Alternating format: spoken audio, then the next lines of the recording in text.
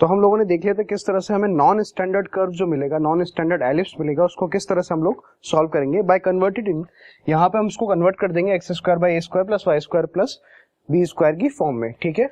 अब हम next equation देखते हैं जो कि हम लोग डिराइव करेंगे कहाँ से, इसेंट्रिसिटी वाले तरीके से, कि जैसे हमने बताया था पैराबोला के केस में P S is equal to क्या था, ई पी एम, है ना। पैराबोला के केस में P S is equal to e P M. उस तरह से हम अगर पैराबोला की इक्वेशन को डिराइव करें तो let the focus will be alpha comma beta.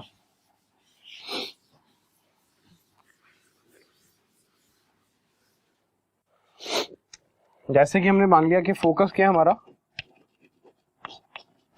Alpha comma beta है, डायरेक्ट्रिक्स हम मान लेते हैं l x plus m y plus n बराबर 0।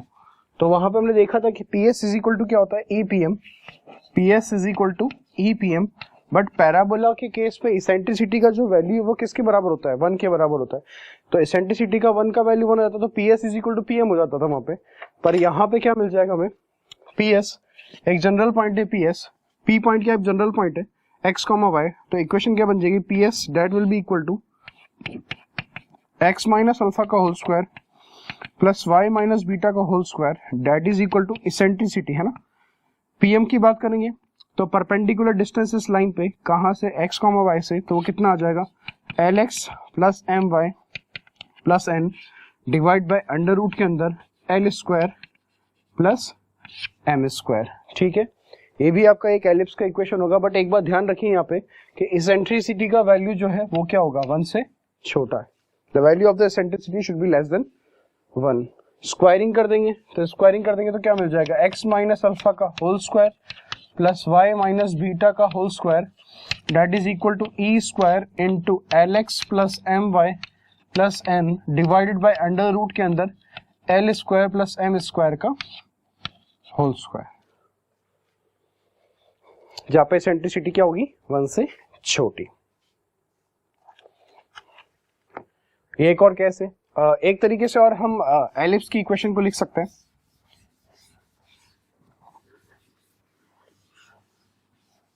एलिप्स की इक्वेशन को एक तरीके से और लिखा जा सकता है, कैसे, जैसे कि हमने ये एलिप्स बनाया, दिस इज अ एलिप्स, है ना।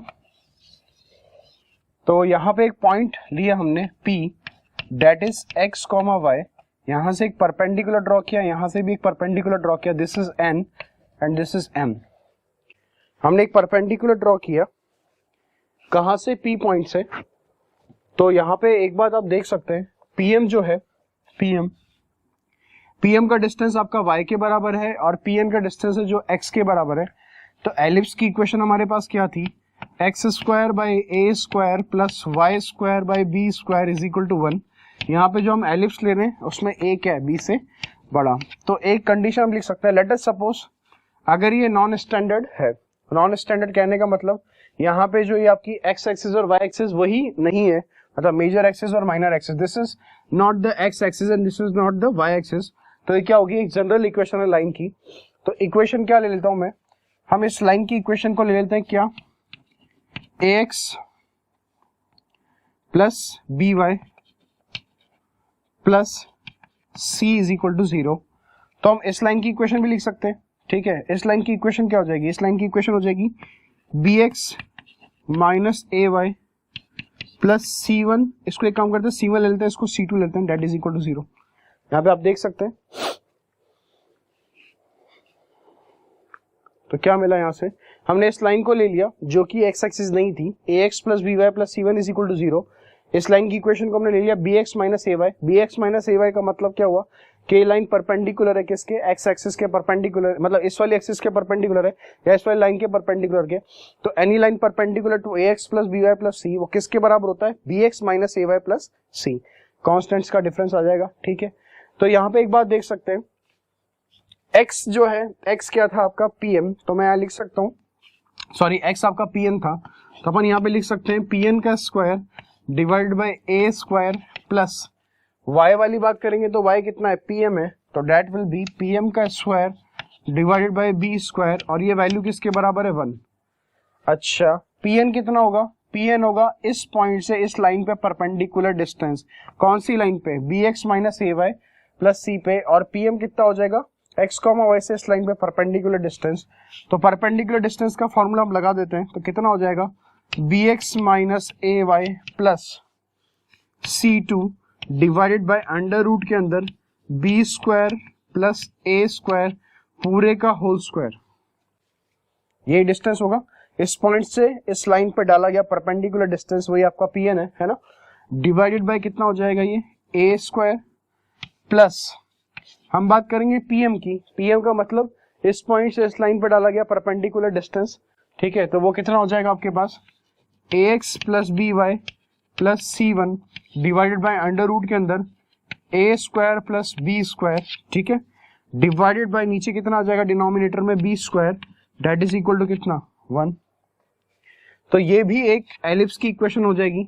जब आपको किसी पॉइंट से जो लाइन से, this is not x axis and this is not y axis, तो कोई पॉइंट अगर एलिप्स के ऊपर पता है तो वहां से उसकी परपेंडिकुलर डिस्टेंस निकालेंगे दोनों लाइंस पे और इस तरह से इस फॉर्म में लिख देंगे, तो ये भी आपको एक एलिप्स की इक्वेशन मिल जाएगी। तो तीन तरह की इक्वेशन की एलिप्स हमने देखी, x square by A square plus Y square by B square is equal to 1। एक हमने देखी एक्स माइनस अल्फा का whole square plus Y minus beta का whole square is equal to e square. और third equation जो हम देख रहे हैं वो है डिस्टेंस वाली, जब हमें एक्स एक्सिस और वाई एक्सिस ना दी गई, कोई और इक्वेशंस दी गई, तो इस तरह से हम इसको लिख सकते हैं, ठीक है, नोट इट डाउन। सवाल देखते हैं हम।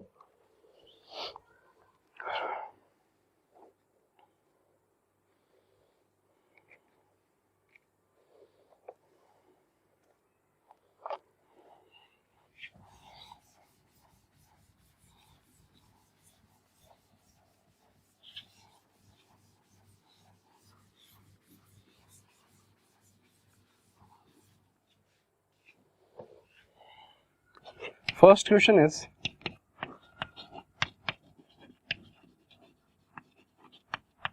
if the equation 5x minus 1 का होल स्क्वायर 5x minus 1 का whole square plus 5y minus 2 का होल स्क्वायर 5y minus 2 का whole square that is equal to lambda square minus 2 lambda plus 1 multiplied by 3x plus 4y minus 1 का whole square, है ना, represent the ellipse, ये ellipse को represent करेगी, है ना, represents the ellipse, then find the values of lambda. आपको lambda का वैल्यू फाइंड करना है अगर ये इक्वेशन जो है वो एलिप्स की इक्वेशन को रिप्रेजेंट करेगी। सबसे पहली बात तो हम इसको फॉर्म में लेके आएंगे x माइनस अल्फा का whole square plus y minus beta का होल स्क्वायर। तो यहाँ पे आप देख सकते हैं 5x माइनस 1 का होल स्क्वायर लिखा हुआ है, तो 5 कॉमन निकालेंगे, दैट विल बी 25। तो 5 का स्क्वायर बाहर निकलेगा, हाँ, इक्वेशन हम लिख देते हैं वापस से यहाँ पे 5x माइनस 1 का whole square plus 5y minus 2 का whole square that will be equal to, ये lambda square minus 2 lambda plus 1 है, ये एक तरह से लैम्डा माइनस 1 का होल स्क्वायर लिखा हुआ है, multiply by 3x plus 4y minus 1 का होल स्क्वायर। ओके,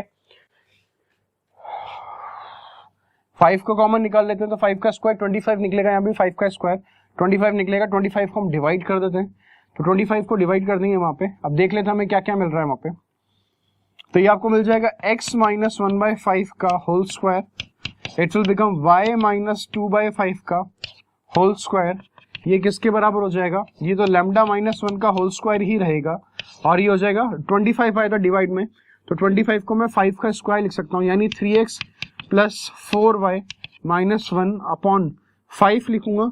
5 का मतलब क्या, अंडर रूट के अंदर 3 का स्क्वायर प्लस 4 का स्क्वायर और पूरे का स्क्वायर। इस तरह से हमने इसको अरेंज कर लिया, और इस तरह से फॉर्मूला होता भी था, x माइनस अल्फा का whole square plus y minus beta का whole square is equal to e square, है ना, तो 3x प्लस 4y। अब एक काम करते हैं, अंडर रूट कर देते हैं, तो अंडर रूट कर देंगे तो ये क्या हो जाएगा, ये हो जाएगा x माइनस 1/5 का whole square plus y minus 2/5 का होल स्क्वायर, ये अंडर रूट करेंगे तो स्क्वायर क्या हो जाएगा, मॉड में आ जाएगा, यानी मॉड ऑफ लैम्डा माइनस 1, और ये भी मॉड के अंदर आ जाएगा, यानी 3x plus 4y minus 1 upon under root के अंदर 3 स्क्वायर प्लस 4 स्क्वायर का मॉड। जब हम कंपेयर करेंगे इसको स्टैंडर्ड इक्वेशन से तो ये क्या होगा, इसेंट्रिसिटी यानी ई जो होगा वो हमारा होगा लैम्डा माइनस 1 का मॉड। सबसे पहली बात, हम एलिप्स की इसेंट्रिसिटी हमेशा कैसी होती है, पॉजिटिव, और एलिप्स के केस में इसेंट्रिसिटी जो होता है वो 1 से छोटा होता है। इसका मतलब मॉड ऑफ लैम्डा माइनस 1 क्या होगा, ये 0 से 1 के बीच में होगा। अब लैम्डा माइनस 1 0 से बड़ा तो होता ही है, तो इसको सॉल्व कर लेते हैं। मॉड ऑफ लैम्डा माइनस 1 को लेस देन 1, तो mod of lambda minus 1 less than 1।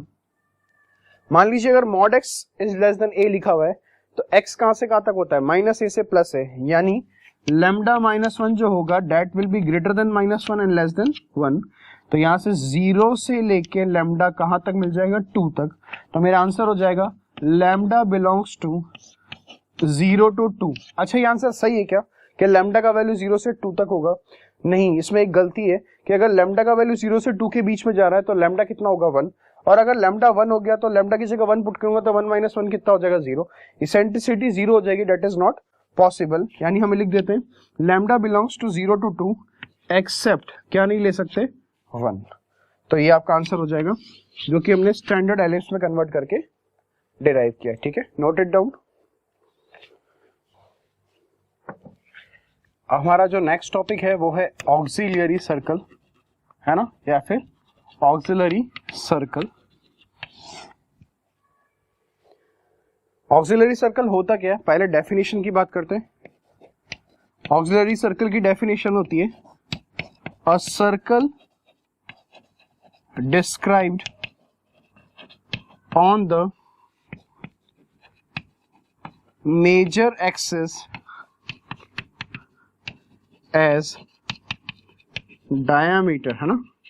A circle described on the major axis, a circle described on the major axis as diameter is called auxiliary circle, is called auxiliary circle। Equation की बात कर लेते हैं।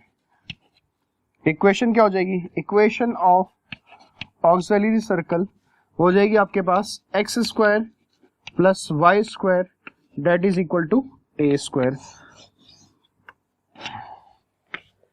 हम देख लेते हैं auxiliary circle होता कैसा है। अगर मैं बात कर रहा हूं यहाँ पे केवल उस एलिप्स के बारे में जब ए क्या होता है, बी से बड़ा। ठीक है, यहाँ पे ए क्या है आपका, बी से बड़ा, उस एलिप्स की बात कर रहे हैं तो उस केस में ऑक्सिलरी सर्कल क्या हो जाएगा आपका। और अगर सेकंड केस लूंगा जब बी ए से बड़ा हो जाएगा तो ऑक्सिलरी सर्कल की इक्वेशन हो जाएगी x square plus Y square is equal to b square. तो डेफिनेशन के अकॉर्डिंग हम डायग्राम बनाते हैं। तो a circle described on the major axis as diameter is called auxiliary circle. तो सबसे पहले हम एलिप्स बना लेते हैं।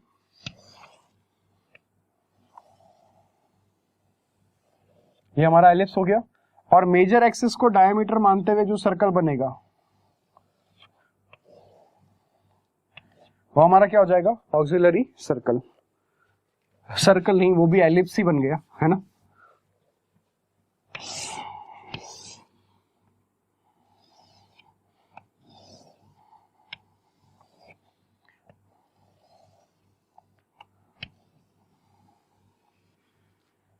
ठीक है, अब एक बात देखिए आप यहाँ पे, ये आपका क्या है, ये आपका ऑक्सिलरी सर्कल है। ठीक है, हमने क्या किया, मेजर एक्सिस को डायमीटर माना है। मेजर एक्सिस को डायमीटर माना है तो ऑब्वियसली सेंटर कितना है, 0,0। ये पूरा डिस्टेंस आपका क्या हो जाएगा, जो कि रेडियस है। रेडियस कितना हो जाएगा इसका, रेडियस आपका हो जाएगा स्मॉल ए के बराबर, क्योंकि ये क्या होता है, ये वर्टिसेस होते हैं। वर्टिसेस के कोऑर्डिनेट कितने होते हैं, a,0। ये वाला कोऑर्डिनेट कितना होगा, -a,0। ठीक है, अब एक काम करते हैं, इस पॉइंट को नाम देते हैं P और इसी के करस्पॉन्डिंग नाम देते हैं पॉइंट को Q। हम 2 पॉइंट ले रहे हैं। एक बात लिख देता हूं यहां पे, P and Q are called corresponding points. एक बात ध्यान रखना हमेशा कि हमने एक लाइन ड्रॉ की है और P के करस्पॉन्डिंग जो पॉइंट मिल रहा है हमें Q। अच्छा, करस्पॉन्डिंग कब होंगे मैं आपको एक बात बता देता हूं। सबसे पहली बात तो P पॉइंट के कोऑर्डिनेट्स क्या होंगे, P पॉइंट्स के कोऑर्डिनेट होंगे आपके a cos theta, b sin theta, जो कि पैरामेट्रिक कोऑर्डिनेट्स भी होते हैं। हमने y² = 4x पैराबोला के लिए बात की थी, तो हमने कहा था कि पैरामेट्रिक कोऑर्डिनेट क्या होता है, 80² 280। यहाँ पे हम किस एलिप्स के लिए बात कर रहे हैं, x square by A square इस एलिप्स के लिए पैरामेट्रिक कोऑर्डिनेट क्या होंगे, a cos theta comma b sin theta. आप चाहें तो सेटिस्फाई करा के देख सकते हैं। अगर मैं x की जगह पुट करूंगा यहाँ पे a cos थीटा, तो a cos थीटा का स्क्वायर क्या हो जाएगा, a square cos square theta, तो a स्क्वायर से a स्क्वायर कैंसिल, यहाँ पे तो बचा क्या cos स्क्वायर थीटा। यहाँ पे b sin थीटा पुट करूंगा तो b sin थीटा का होल स्क्वायर वो मिल जाएगा आपको b square sin square theta, तो b स्क्वायर से b स्क्वायर कैंसिल, तो cos square theta plus sin square theta उसकी वैल्यू कितनी हो जाएगी 1। यानी ये पॉइंट हमें सेटिस्फाई कर रहा है किसको, एलिप्स की इक्वेशन को। अच्छा थीटा क्या होता है, थीटा के बारे में भी लिख देता हूं। थीटा को हम बोलते हैं eccentric angle, theta is your eccentric angle. तो अगर क्यू पॉइंट की बात करूं तो क्यू पॉइंट क्या हो जाएगा, क्यू पॉइंट आपका सर्कल के ऊपर लाई कर रहा है, क्यू पॉइंट आपका सर्कल के ऊपर लाई कर रहा है। अगर क्यू पॉइंट सर्कल के ऊपर लाई कर रहा है और जिसकी रेडियस क्या है, सर्कल की रेडियस है आपकी a, क्योंकि इक्वेशन है x square plus Y square equal to A square, तो क्यू पॉइंट हो जाएगा आपका a cos theta comma a sin theta. इसके बारे में हम बात कर चुके हैं कि सर्कल पे हम जब भी कोई पैरामेट्रिक कोऑर्डिनेट अज्यूम करेंगे वो किस फॉर्म का होगा, r cos थीटा कॉमा और sin थीटा। तो यहाँ पे रेडियस कितनी है a, तो a cos theta comma a sin theta. तो आप देख सकते हैं यहाँ पे थीटा थीटा p पॉइंट के कोऑर्डिनेट में थीटा। तो जब भी ऑक्सिलरी सर्कल बनाएंगे और हमसे बोला जाएगा कि दो करस्पॉन्डिंग पॉइंट्स की बात कीजिए, करस्पॉन्डिंग पॉइंट का मतलब एक पॉइंट आपका एलिप्स के ऊपर होगा और एक पॉइंट आपका सर्कल के ऊपर होगा। तो कहने का मतलब ये हुआ करस्पॉन्डिंग पॉइंट का मतलब कि दोनों का इसेंट्रिक एंगल क्या होना चाहिए, सेम होना चाहिए, तभी दोनों पॉइंट्स क्या होंगे, करस्पॉन्डिंग पॉइंट्स। तो ऐसे बहुत सारे करस्पॉन्डिंग पॉइंट्स ले सकते हैं हम, यहाँ और यहाँ पे भी ले सकते हैं। मान लीजिए वो कितना हो जाएगा, a cos alpha comma b sin alpha, और वहां पे हो जाएगा a cos alpha comma a sin alpha. तो इस तरह से हम बहुत सारे करस्पॉन्डिंग पॉइंट्स को ले सकते हैं, ठीक है, नोट कीजिए। तो ऑक्सिलरी सर्कल क्या होता है, auxiliary circle is a circle which is described as a major axis as diameter, जहां पे p और q आपके करस्पॉन्डिंग पॉइंट्स हो जाएंगे और थीटा आपका इसेंट्रिक एंगल हो जाएगा, ठीक है, नोट कीजिए।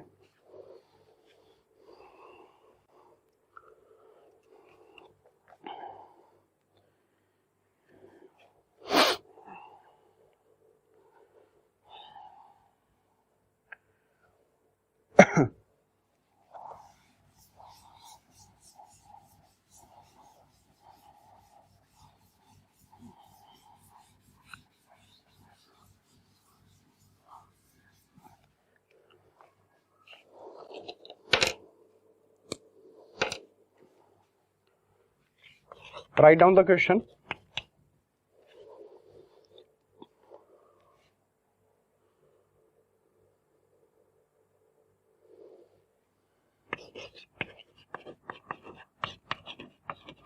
Prove that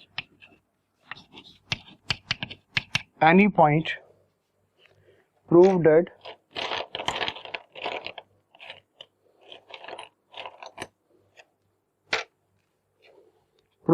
any point on the ellipse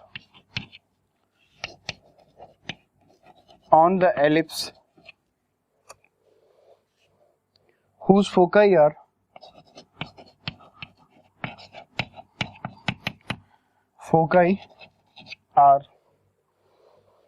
-1, 0 and 7, 0 and eccentricity is 1/2 and eccentricity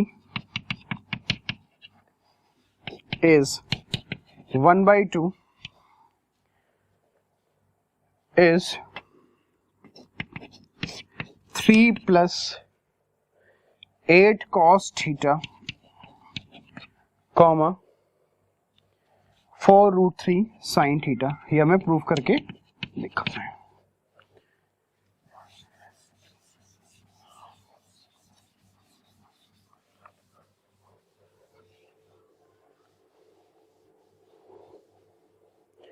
prove that any point on the ellipse whose foci are. अच्छा दो फोकाई दिए हुए, एक फोकाई आपका -1, 0, एक फोकाई आपका 7, 0।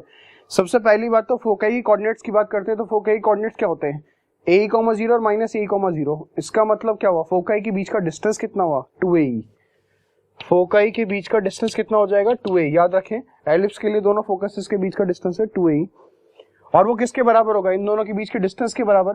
तो 7 - -1 का होल स्क्वायर 8 का होल स्क्वायर यानी 8 ही बचेगा। 2a इज इक्वल टू कितना हो गया 8, यानी a इंटू ई का वैल्यू आ गया 4।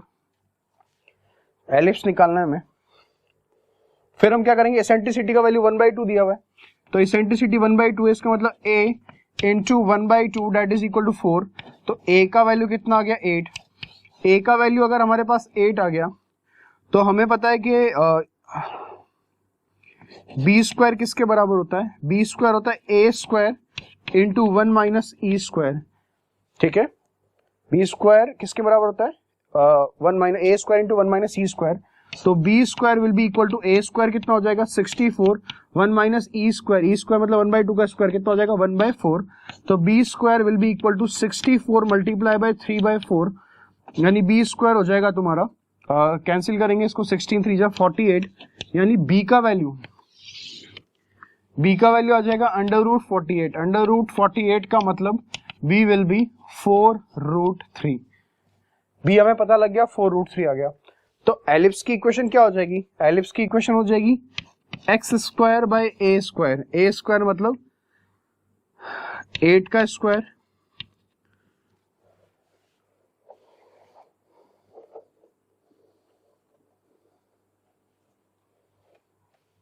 एक्स स्क्वायर बाई 8 स्क्वायर थोड़ी ना होगी, सेंटर ही बदल जाएगा। सेंटर कैसे बदल जाएगा, यहाँ पे फोकस आपके दिए हुए -1,0 7,0। तो सेंटर ऑफ एलिप्स आप निकालेंगे तो सेंटर ऑफ एलिप्स क्या होगा, मिड पॉइंट ऑफ फोकस। तो मिड पॉइंट ऑफ फोकस कितना आएगा, इसका मिड पॉइंट निकालेंगे तो 7 - 1 कितना होगा 6, 6/2 कितना होगा 3 और 3,0। तो मिड पॉइंट आपको निकालना पड़ेगा यहाँ पे, तो 3,0। तो एलिप्स की इक्वेशन हो जाएगी x - 3 का whole square by a square, यानी 8 का स्क्वायर प्लस y - 0 का होल स्क्वायर डिवाइडेड बाय 4√3 का square that is equal to 1।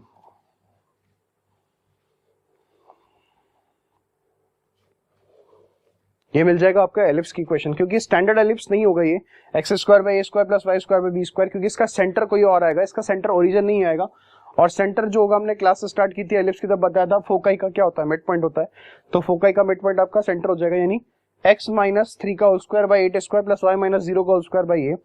Point की बात करेंगे तो क्या मानेंगे, ये हो जाएगा आपका 3 + 8 cos थीटा, है ना। वहां पे क्या होता था r cos theta, a cos theta मतलब 8 cos थीटा। वहां पे आपका सेंटर का कोऑर्डिनेट था 0,0। तो एक तरह से यहाँ पे क्या हो जाएगा, पॉइंट बेसिक पॉइंट जो हो जाएगा that will be 3 + 8 cos theta, और यहाँ पे क्या हो जाएगा 0 + 4√3 sin थीटा। तो ये आपका मिल जाएगा 3 + 8 cos थीटा, 4√3 sin थीटा।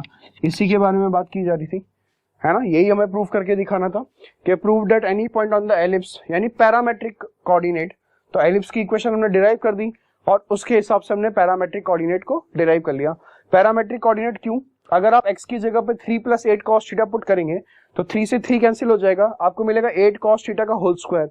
तो 8 स्क्वायर तो 8 square cancel, cos square theta, similarly यहाँ पे sin स्क्वायर थीटा, और दोनों का सम कितना हो जाएगा 1। नोट कीजिए।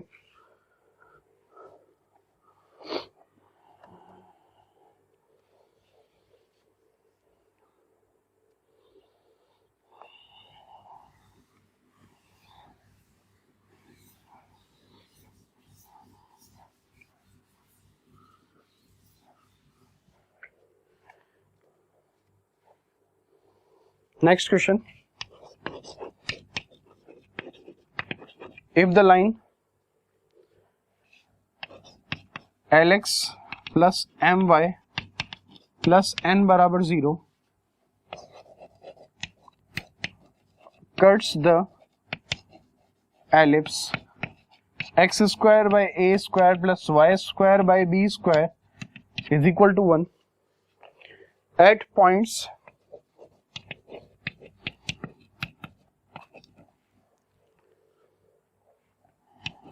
whose eccentric angles differ by π/2, जिनके eccentric एंगल के बीच का डिफरेंस कितना होगा π/2, then find the value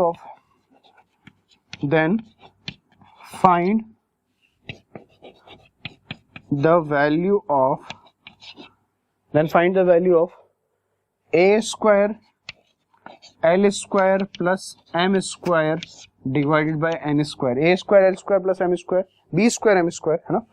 B square a square l square plus B square M square divide by n square, हमें इसकी वैल्यू फाइंड करनी है।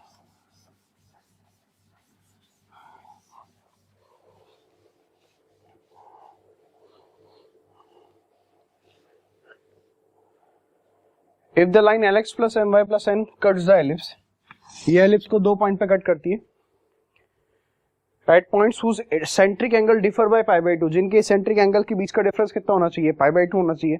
इसके अलावा हमें 2 पॉइंट लेने पड़ेंगे, है ना। एक पॉइंट हम पी ले लेते हैं, एक पॉइंट क्या लेते हैं क्यू। तो सबसे पहले एक पॉइंट की बात करेंगे पी, तो इसे इस वाले एलिप्स के स्टैंडर्ड एलिप्स है, इसके पैरामेट्रिक कोऑर्डिनेट क्या हो जाएंगे, a cos theta comma b sin theta. तो पहला पॉइंट हम मान लेते हैं क्या है, a cos theta comma b sin theta.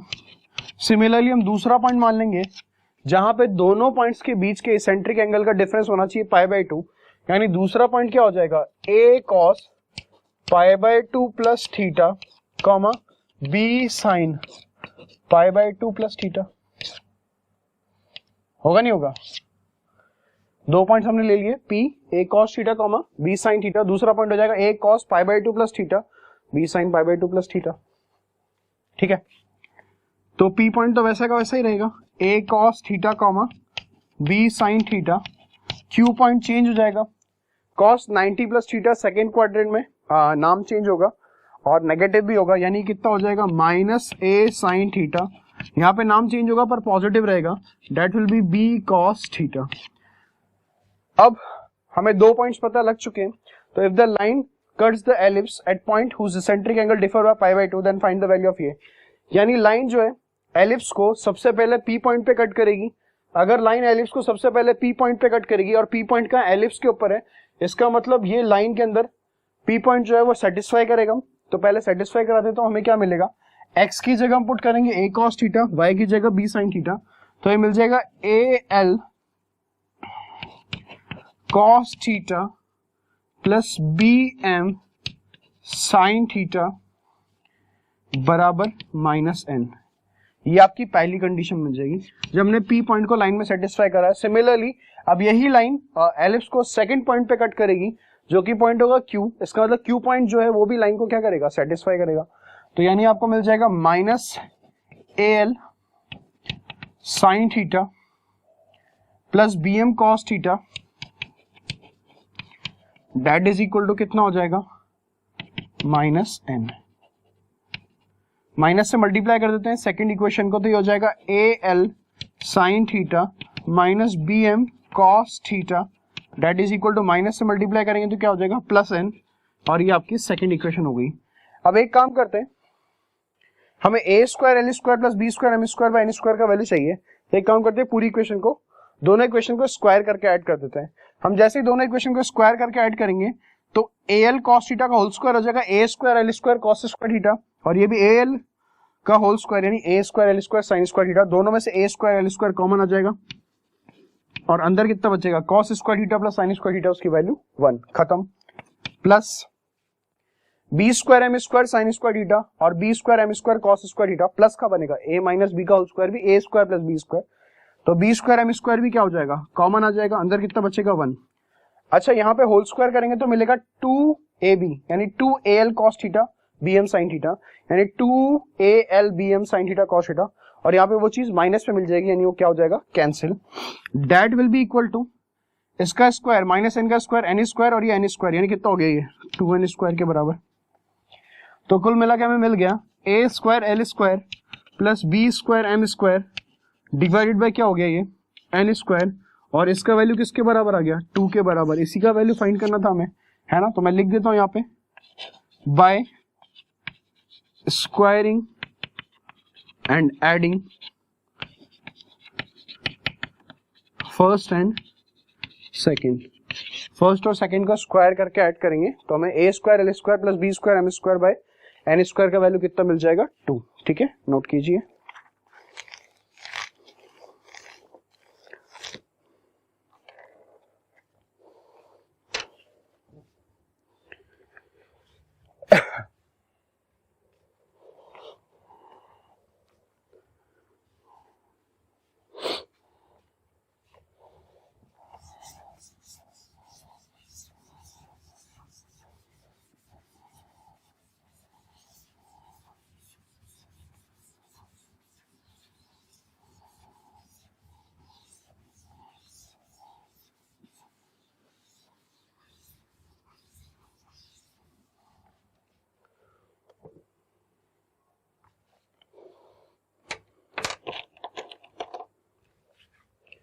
Next हम बात करेंगे प्रॉपर्टीज ऑफ एलिप्स की। प्रॉपर्टीज ऑफ एलिप्स में सबसे पहली प्रॉपर्टी एरिया ऑफ एलिप्स।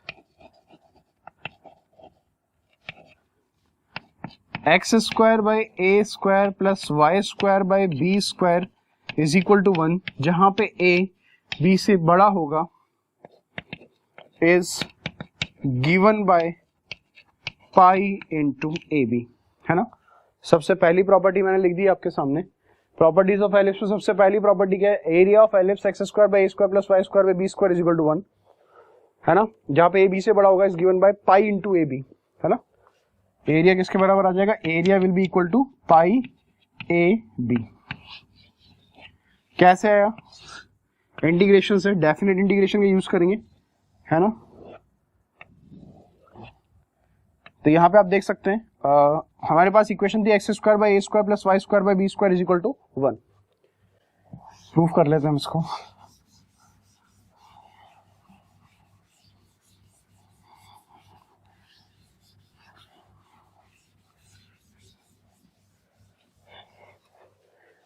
आपको डेफिनेट इंटीग्रेशन इतना नहीं आता होगा, फिर भी हम देख लेते हैं एक बार। इसकी बात करेंगे तो ये पॉइंट कितना हो जाएगा? This point will be a, 0, है ना। यहाँ पे आप देख सकते हैं कि चारों जो है, चारों एरिया जो है वो सेम होंगे, सिमेट्रिक एलिप्स है। तो हम क्या करेंगे? एक का एरिया निकाल देते हैं और किससे मल्टीप्लाई कर देंगे? 4 से। तो डेफिनेट इंटीग्रेशन का मतलब होता है एरिया अंडर द कर्व। तो एक तरह से हमें ये वाला एरिया कैलकुलेट करना है, ये वाला।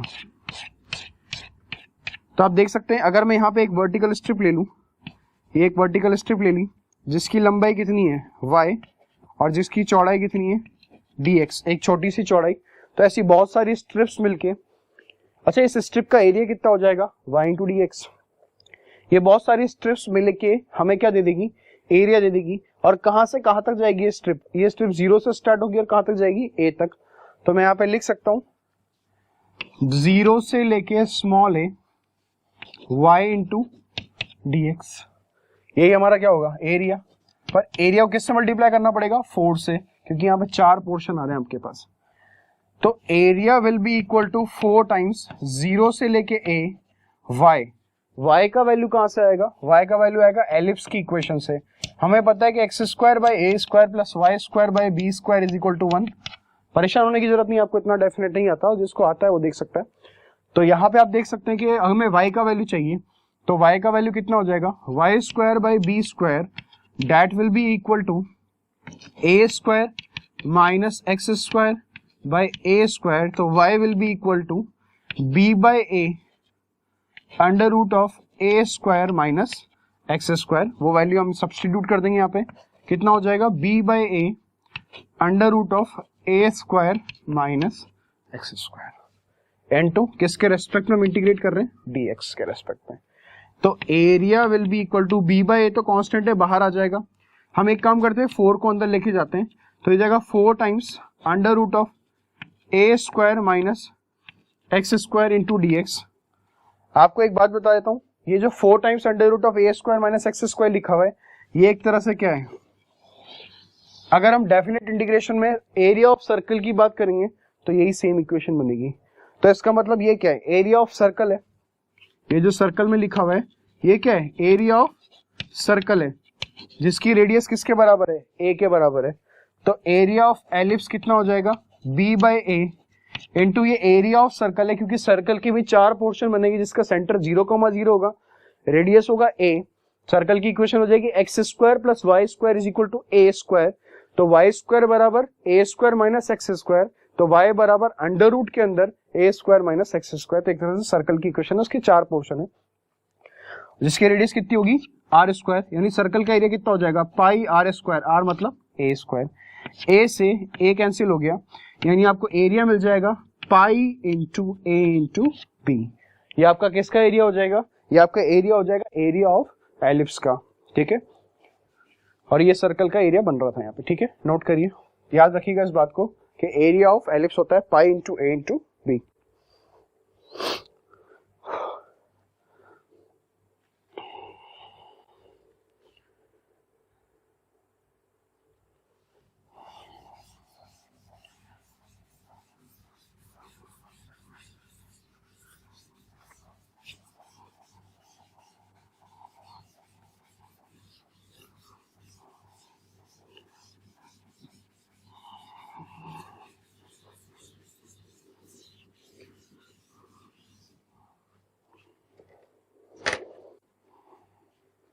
Write down the second property.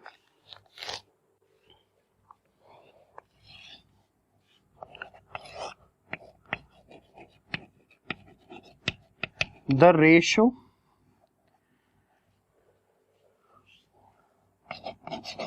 of area of any triangle PQR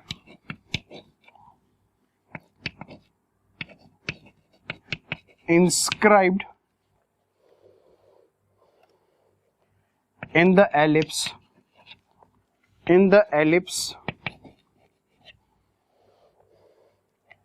x square by a square plus y square by b square is equal to 1, and that of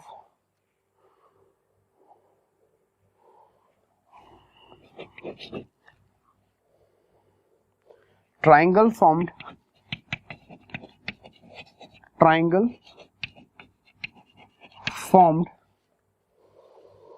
by the corresponding points by the corresponding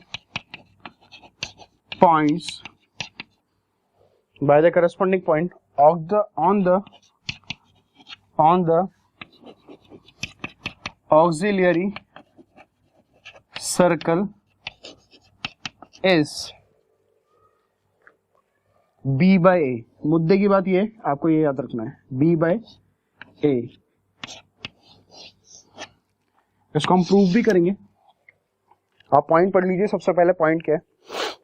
point है आपका the ratio of area of any triangle P Q are inscribed in the ellipse.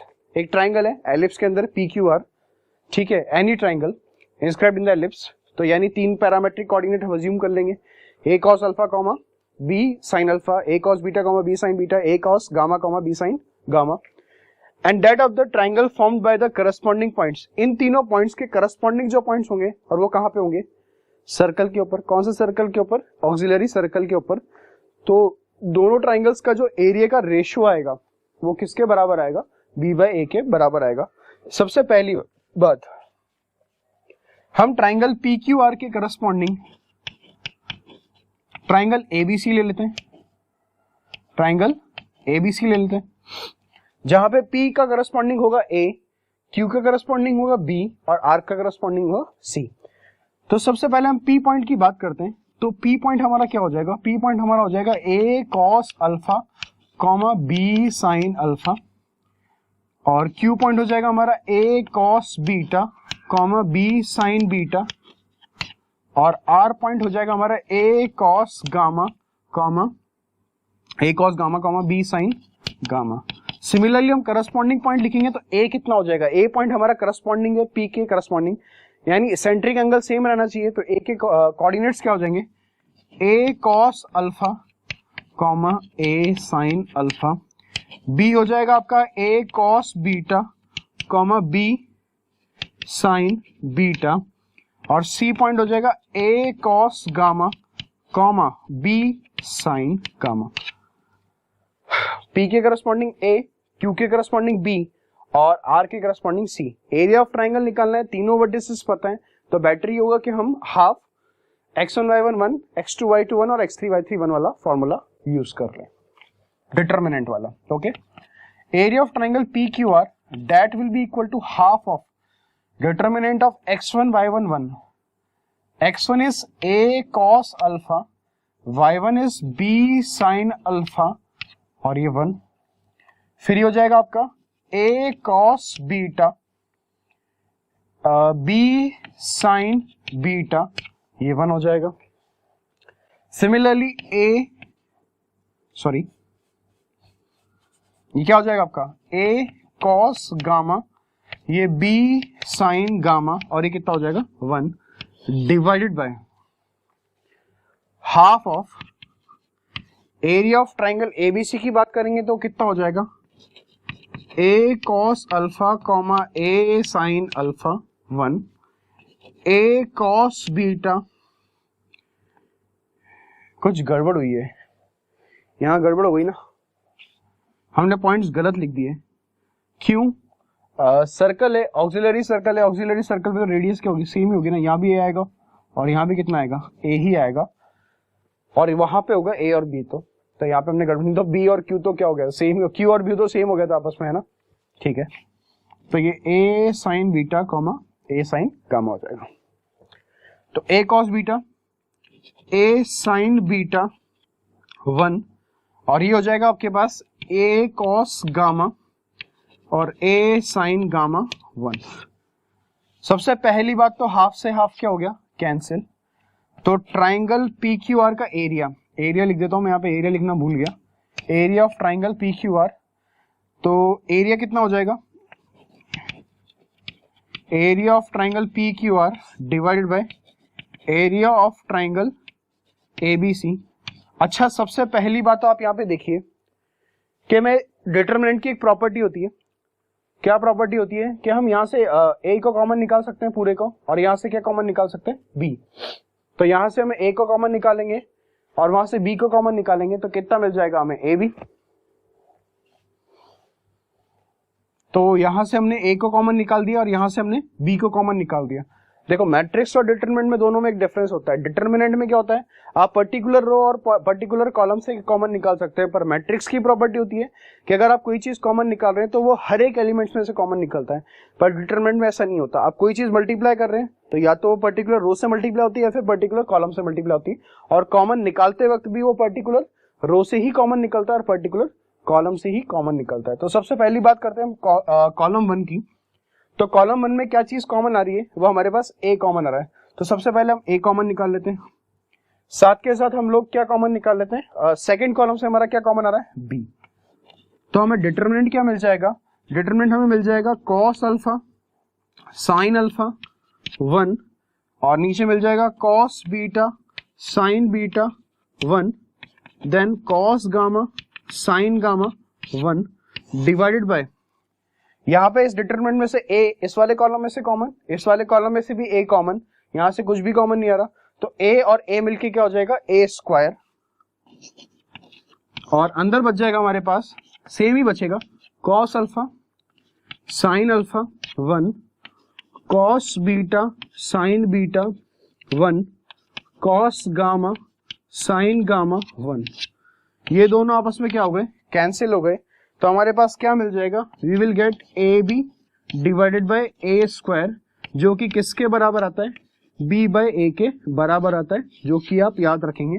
एक important result है, ठीक है, एक important result है। Result क्या है, रिजल्ट ये है कि दो ट्राइंगल बनाए, कौन कौन से ट्राइंगल, एक ट्राइंगल है आपका पी क्यू आर, एक ट्राइंगल है आपका A B C. P Q R एक ऐसा ट्राइंगल है जो कि किसी भी एलिप्स के अंदर इंस्क्राइब्ड है, x square by A square plus Y square by B square, ellipse के अंदर कोई भी एक ट्राइंगल जो कि इंस्क्राइब्ड है उसके अंदर पी क्यू आर है, और पी क्यू आर के करस्पॉन्डिंग जितने भी पॉइंट्स होंगे, 3 पॉइंट्स, पी क्यू आर के करस्पॉन्डिंग 3 पॉइंट कहां पे, ऑक्सिलरी सर्कल के ऊपर। तो तीनों अगर करस्पॉन्डिंग पॉइंट्स है तो इसका मतलब दोनों ट्राइंगल्स का, कौन कौन से ट्राइंगल, एक तो पी क्यू आर ट्राइंगल का एरिया और जो उसके करस्पॉन्डिंग पॉइंट्स थे जो कि हमने ए बी सी लिए यहाँ पे, इनके एरिया का रेशियो होगा वो बी बाई हो जाएगा, और आप रिवर्स करेंगे तो क्या हो जाएगा, ए बाई बी। तो हमें हमने दो प्रॉपर्टी देखी। सबसे पहली प्रॉपर्टी तो area of ellipse, area of ellipse हमेशा किसके बराबर होता है, पाई इनटू ए क्या होता है, length of semi major axis, और बी क्या होता है, length of semi minor axis, या फिर उसको पाई ए भी बोल सकते हैं, और उसका डेरिवेशन भी हमने देखा। और सेकंड प्रॉपर्टी कि दोनों एरिया ऑफ ट्राइंगल्स का रेशियो जो है वो किसके बराबर हो जाएगा, हमारा बी बाय ए के बराबर हो जाएगा। नोट कीजिए, नोट इट डाउन।